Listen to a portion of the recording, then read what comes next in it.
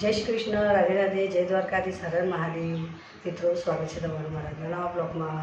મિત્રો, ચેનલ પર નવા તો સબસ્ક્રાઈબ કરજો, વિડીયો સારા લાગે તો લાઈક શેર કોમેન્ટ કરજો. તો ચાલો વિડીયોમાં બને રહેજો, ફટાફટ બનાવી દઈએ. મિત્રો, હવે મસાલો વાટી કાઢું. લીલા મરચાં અને મરચું ને હળદર એવું બધું નાખી દીધું છે. મિત્રો, હવે થોડું મીઠું નાખી દઈએ.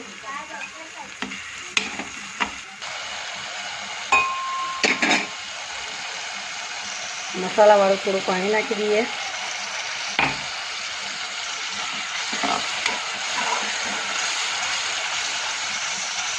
ટમેટા થોડા ચડવા દઈએ, પછી અંદર ડુંગળી બટાકા નાખી દઈએ અને 3 થી 4 સીટી વગાડી દઈએ. પછી આપણે સેવ ઉપરથી નાખીએ. તો આજે ડુંગળી બટાકાનું શાક બનાવું છું, સેવવાળું.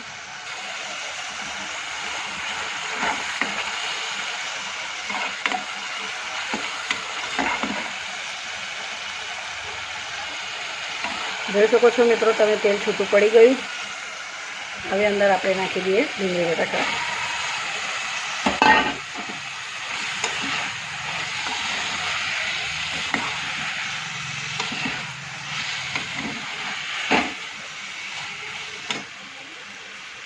થોડું પાણી નાખી દઈએ ચડવા માટે. તો ચાલો મિત્રો, આપણે કુકર હવે ખોલીને જોઈ લઈએ. તો આપણું ડુંગળી બટાકાનું શાક બનીને તૈયાર થઈ ગયું, જોઈ શકો છો તમે.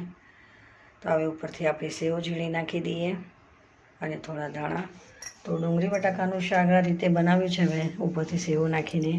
તો મિત્રો, જો તમે પણ જરૂરથી ટ્રાય કરજો. આવું ડુંગળી બટાકાના શાકમાં સેવવાળું નાખીને બનાવે છે તો ખૂબ જ સરસ લાગે છે.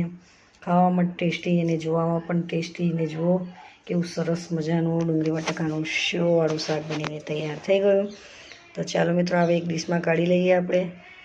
તો જોઈ શકો છો તમે કે ડુંગળી બટાકાનું શાક મેં આજે સેવવાળું બનાવ્યું છે.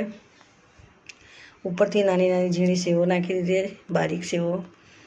તો આ રીતે મેં ડુંગળી બટાકાનું શાક બનાવ્યું છે, સેવવાળું. મિત્રો, વિડીયો સારા લાગે તો લાઈક શેર કોમેન્ટ કરજો અને ચેનલ પર હોય તો સબસ્ક્રાઈબ કરવાનું ભૂલતા નહીં. તો ઉપરથી આવે આપણે થોડી બીજી ઝીણી સેવો નાખી દઈએ. તો જોઈ શકો છો આવી રીતે ઉપરથી સેવો નાખવાથી પણ ખાવામાં મજા આવે છે. અને પછી ઉપરથી થોડા ધાણા નાખી દઈએ. તો આજે ડુંગળી બટાકાનું શાક બનાવ્યું છે સેવવાળું. તો જોઈ શકો છો તમે, જોઈને જ ખાવાનું મન થઈ જાય ને એવું સરસ મજાનું ડુંગળી બટાકાનું શાક. જેને ના ભાવતું હોય તેને પણ ભાવે આવું સેવવાળું. તો તૈયાર થઈ ગયું ડુંગળી બટાકાનું શાક સેવવાળું. તો મિત્રો, વિડીયો સારો લાગે તો લાઈક શેર કોમેન્ટ કરજો અને ચેનલ પર નવા હોય તો સબસ્ક્રાઈબ કરવાનું ભૂલતા નહીં. જય શ્રી કૃષ્ણ, રાધે રાધે, જય દ્વારકા.